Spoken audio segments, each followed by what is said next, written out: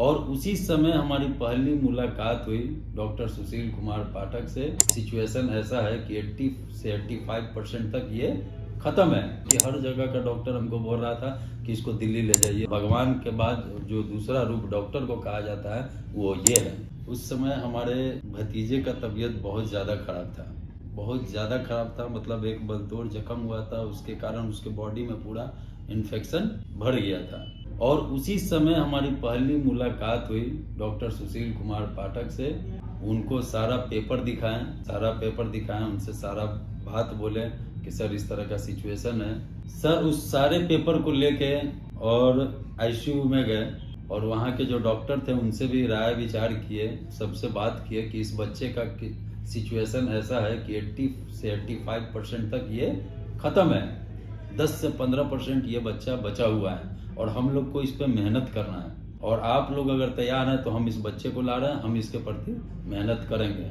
उन्होंने एक ही बात हमको बोला कि मोनू अगर इस सिचुएशन ऐसा है बच्चे का और सारे हॉस्पिटल डॉक्टर अगर इसको निगेटिव जवाब देंगे कि हमसे नहीं होगा, तो इस तरह के पेशेंट का इलाज कौन करेगा? फिर तो लोग यहाँ से भागना चालू कर देंगे ना।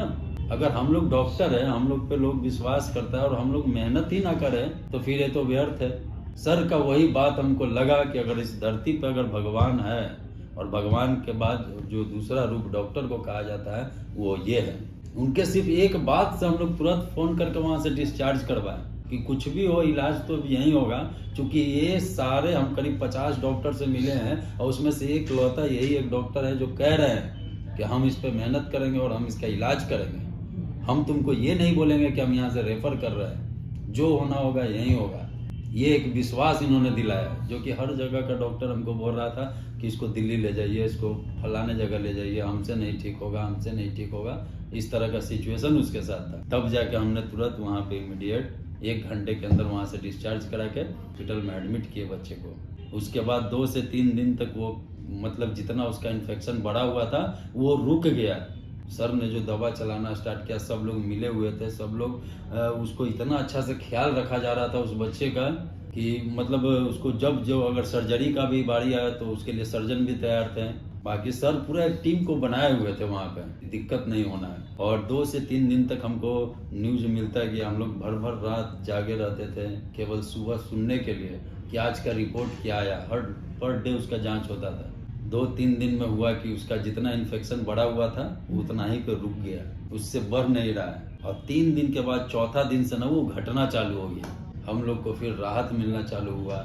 उसके बाद 4 दिन, 5 दिन, 6 दिन, 7 दिन हुआ। 8वें दिन वो हमारा आईसीयू से डिस्चार्ज होकर जनरल वार्ड में आ गया। हम लोग बहुत संतुष्ट हो गए। सर भी हर एक चीज़ों को हम लोग को बताते गए, हर 2 दिन 1 दिन पे मिलते रहे। अटेंडेंट से जब मिलना होता था सर बुलाते थे, मिलते थे, सारी चीज़ों को समझाते थे सर बारीकी से। उस दिन से लेके आज तक उनसे आज हम 10 साल से जुड़े हुए हैं, इलाज कर रहे हैं, बता रहे हैं, जो बीमारी बता रहे हैं एक्चुअल निकलता है। अगर उस समय पाठक सर अगर हम लोग से नहीं मिले रहते ना तो हम लोग तो हिम्मत हार ही चुके थे। जितना हो सकता था हम लोग कर रहे थे। भगवान के रूप में सर मिले और उन्होंने उस बच्चे को बचाया और आज भी वो बच्चा अब तो बहुत बड़ा हो गया है। उस समय तो वो 6-7 साल का था, अभी 15-16 साल का हो गया है। खेल रहा है, कूद रहा है, हर चीज़ कर रहा है। और लोगों से हम यही कहेंगे कि कम से कम एक बार अगर किसी का भी कुछ बच्चे का अगर तबीयत खराब होता है तो एक बार आप सर से मिलिए, एक बार बात कीजिए, एक बार उनके इलाज को देखिए। उसके बाद आपको समझ में आएगा कि सर इलाज कैसे करते हैं और सर का इलाज करने का क्या तरीका है, सही है या गलत है। हर जगह लोग कहीं ना कहीं आज के डेट में जा ही रहे हैं, फीस दे ही रहे हैं। आप एक बार इनसे भी मिलिए, एक बार यहाँ भी फीस दे के देखिए क्या होता है। हो सकता है कि इसके बाद जैसे आज तक हम कहीं दूसरे जगह ना गए हैं, आप भी आए, आपको भी कहीं दूसरे जगह जाने का जरूरत ना पड़े। सर के अंदर ये है ना कि अगर जो चीज अगर आप घर पे भी बैठ के कर सकते हैं तो सर उस सिचुएशन में आपको डिस्चार्ज कर देते हैं। मेडिवर्सल मातृ ट्रस्ट ट्रांसपेरेंसी केयर।